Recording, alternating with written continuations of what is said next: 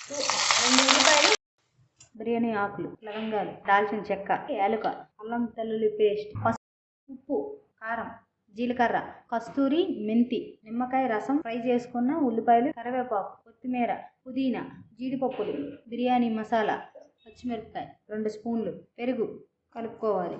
Oil వేసుకోవాలి. చికెన్ని ఉడకనివ్వాలి. లవంగాలు, బిర్యానీ ఆకు, అనాస పువ్వు, పెద్ద ఎలాచి, చిన్న ఎలాచి, జాజి పువ్వు, మరాఠీ మొగ్గ, దాల్చిన చెక్క, జీడిపప్పులు, సాజీర, పచ్చిమిర్చి, కొత్తిమీర, పుదీనా, అల్లం వెల్లుల్లి, నెయ్యి, నూనె, ఉప్పు ఇవన్నీ వేసుకోవాలి. కలుపుకోండి. మూత పెట్టుకోండి.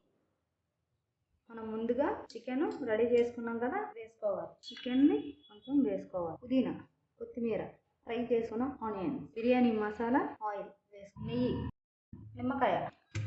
వేడివేడిగా chicken dum biryani ready. Chicken ముక్క ఉడికింది.